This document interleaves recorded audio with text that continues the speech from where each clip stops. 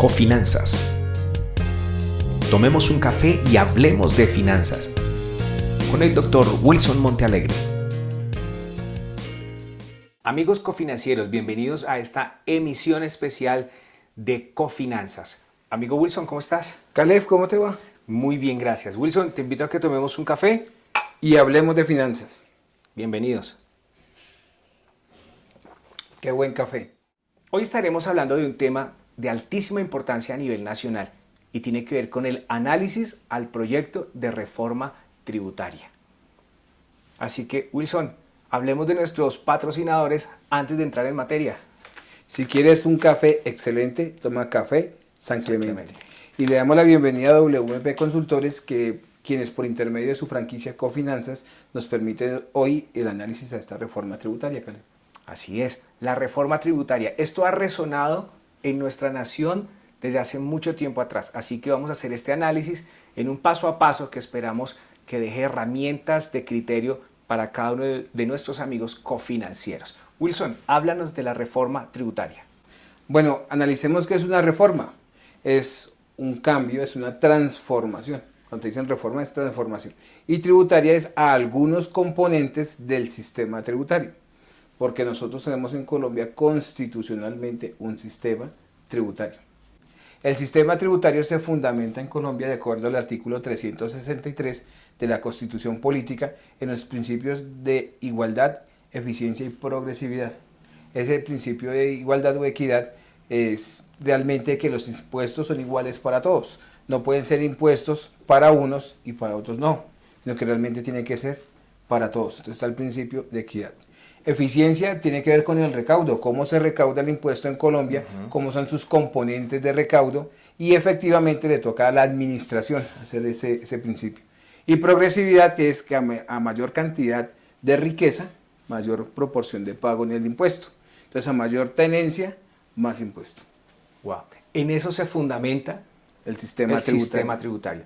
¿Qué buscan los gobiernos al hacer esta reforma en el sistema tributario?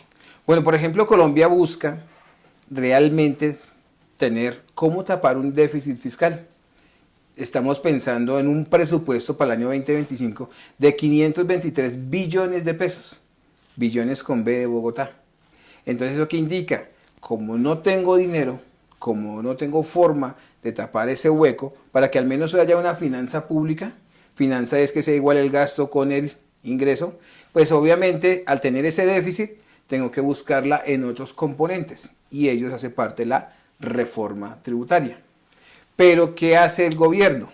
Monta un proyecto, en este caso es el proyecto de ley número 300 del 11 de septiembre de 2024, en el cual se radicó ante el Congreso de la República y tuvo algunas novedades. ¿Quieres saber cuáles? ¿Qué novedades tuvo? Bueno, primero que el proyecto lo encontraron los congresistas, los miembros del Comité Económico del Congreso de la República, lo encontraron que no era procedente, porque tenía algunas consideraciones que veremos durante esta emisión.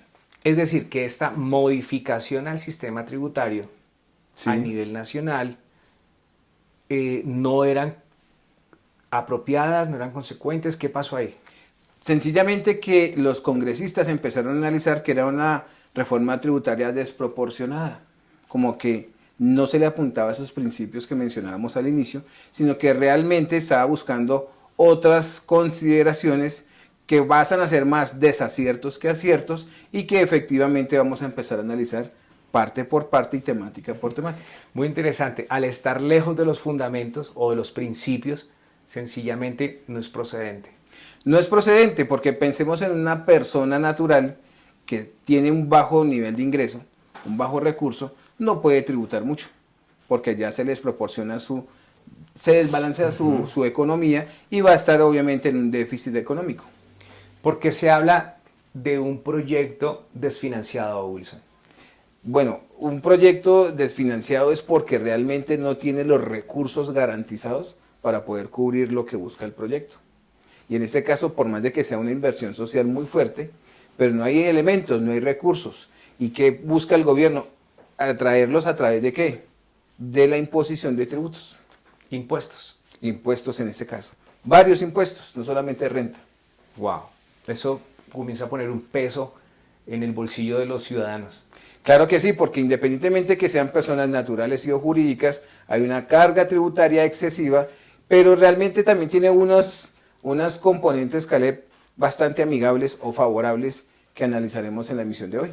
¿Cuándo fue votado este proyecto en las comisiones económicas? El 11 de septiembre de 2024, lo que indica que fue radicado anteriormente con el objeto de ser analizado si puede pasar o no de acuerdo con los lineamientos económicos y todo lo que ha generado las finanzas públicas en el país. Uf. Esto tiene que ver con todos. ¿Cómo estos proyectos que traen o que pretenden reformar ese sistema tributario tienen una afectación en todos los colombianos, en todos los grupos sociales o en algunos, Wilson? Pues realmente recordemos que el sistema tributario, si se fundamenta para todos, tendría que ser en proporciones de acuerdo a su nivel de riqueza, como la habla la proporcionalidad. Pero realmente, Caleb, a veces encontramos que gente con muchísimo dinero, y no estoy hablando de personas naturales, sino personas jurídicas, no pagan lo justo. O personas naturales que tienen muchísimo dinero y no pagan lo justo. Entonces, analicemos lo siguiente. Tenemos 100 personas, de las cuales 2 personas tienen muchísimo dinero. 5 personas tienen dinero, digamos, considerable. 3 personas están realmente en la total pobreza. No tienen. ¿Cuántos llevamos en este momento? 10 personas, ¿cierto? Sí. Y el 90% está en ese medio, de esas 10 personas, entre la extrema pobreza y los de mucha riqueza. O sea que ¿quiénes vienen tributando? La clase media. Y esa clase media somos todos los que pertenecemos a un nivel socioeconómico que hace sostenible al país, pero que cada día se le están considerando más y más y más impuestos y estamos llevando la carga tributaria de la inversión social pública. Ahí hay como un desbalance entonces. Claro, porque las personas que estamos en la clase media económica, las diversas personas, pues obviamente están llevando como tal digamos que este peso económico en su espalda. Pero mira una cosa más interesante, Caleb. En uno de los gobiernos de la administración Santos, analizaron la extrema pobreza y la clasificaron a pobreza. Y avanzaron una clase económica para que quedara en clase media. Ya se decía que el que ganara 2 salarios mínimos ya estaba en clase media económica. O sea que a esta persona le tocaba contribuir como el que se ganara 10 salarios mínimos de igual proporción. Al igual. Sí, entonces no se medía la clasificación económica, sino realmente que pudiera tener cómo tributar. Otra consideración, hay personas que no tienen empleo y se buscaban un carrito de aguacates o un carrito de frutas, de verduras, lo que tú ves por la calle. Un comercio informal. Correcto, y entonces la gente, ¿qué ocurría con esas personas? Ya los clasificaban de desempleados a subempleados, porque ya tenían un ingreso. Y entonces, de esa manera también eran grabados. De esa manera también, si tú como tal vendías aguacates y generabas lo de un salario mínimo y tu esposa vendía en un semáforo, lo que sea, y también llegaba un salario mínimo, entonces ya no eran clase vulnerable económica, sino ya eran clase media y podían tributar en nuestro sistema colombiano. Wow. Bueno, esta reforma, ese 11 de septiembre nos dijiste, Sí. no se aprobó, no pasó. No pasó. Eso. ¿Qué otro mecanismo tiene el gobierno para generar estos ingresos que necesita? Bueno, el gobierno, si ve que el Congreso le está frenando una reforma tributaria como una ley de financiamiento, pues ¿qué busca? Sacar un decreto, ¿sí?, con fuerza de ley, como un decreto reglamentario para que digamos que esa iniciativa no tenga que pasar por el Congreso y poder sacar obviamente todos los análisis económicos del sistema tributario. Y de esa manera, sí o sí, causar este gravamen a las personas. Y de esta manera obligar a las personas a tributar. Pero yo considero que en este momento está en un gran proyecto, sin embargo, el sistema que está ofreciendo el gobierno tiene unos puntos favorables. Caleb, ¿quieres que hablemos de ellos? Sí, claro. Sí, porque a veces pensamos que todo está mal, ¿no? Sí. O sea, como no pasó, entonces todo quedó mal. Exacto, ese es un tema que nosotros debemos considerar siempre, y es que no todo lo que se menciona en una reforma o en un proyecto de reforma tributaria es desfavorable. Sí, mi amigo, pero antes de continuar con esas características de las que nos vas a hablar, tomemos un café Y hablemos de finanzas. Bueno, muy bien. Entonces, ¿qué vamos a empezar a analizar?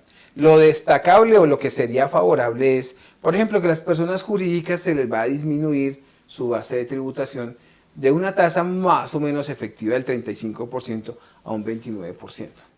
Eso uno diría, bien, porque al incentivar estas empresas que van a generar más empleos, van a dinamizar la economía y obviamente va a hacer que las personas tengan acceso a poder adquirir sus elementos en la canasta pública, ¿cierto? O canasta familiar.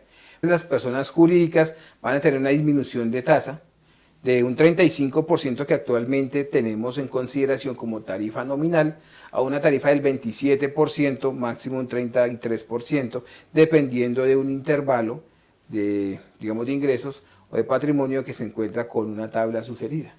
Ya no vamos a tener una tarifa única, sino una tarifa variable. Los que están en el 27%, si yo analizo de un 35 a un 27, tengo unos puntos porcentuales que me permitan a mí dinamizar la economía, generar más empleo, generar más oportunidades económicas y obviamente hacer que se mueva como tal el país económicamente hablando.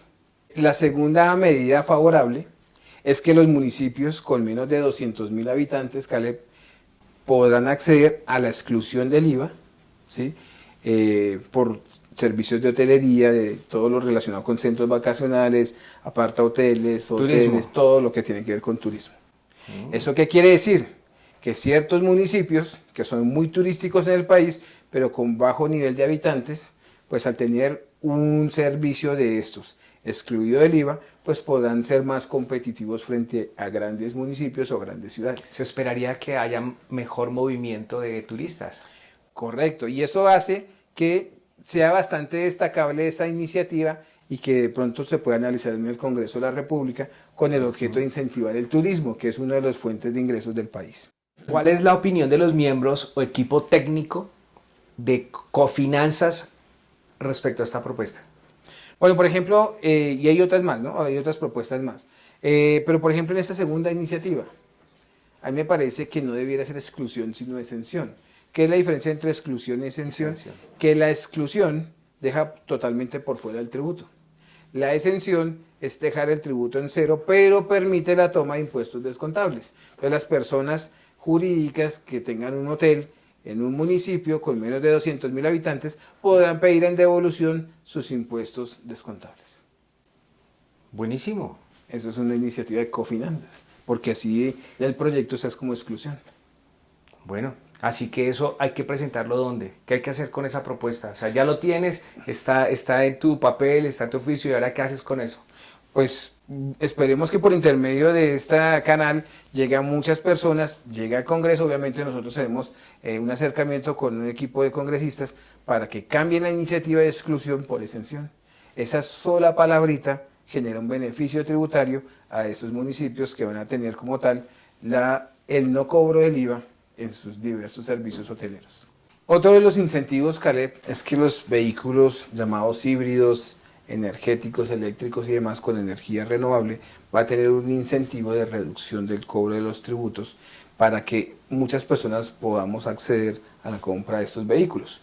Digamos que en la actualidad muchos de estos vehículos, si bien es cierto mejoran el medio ambiente, son todavía onerosos frente a la comunidad o al parque automotor. Sí, son costosos. Realmente sí. ¿Qué es lo que se pretende? La disminución, obviamente, reducción de estos impuestos para que muchas personas puedan acceder a un vehículo híbrido, eléctrico, demás, y pueda efectivamente pagar.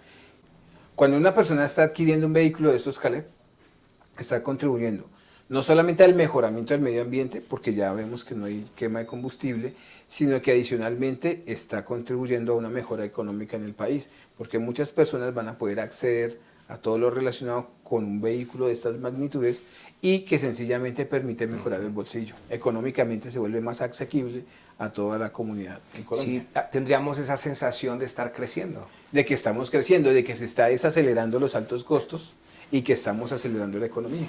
Amigo cofinanciero, recuerde dejarnos su like, suscribirse a nuestro canal, activar la campanita y dejarnos sus comentarios. Amigo, ¿es buen momento para tomarnos un café? y hablar de y que finanzas. hablemos de finanzas. Para nosotros siempre es un privilegio compartir esta información y que esperamos que esté aportando a su crecimiento financiero, en la perspectiva de las finanzas y especialmente en nuestro país, en nuestra hermosa Colombia.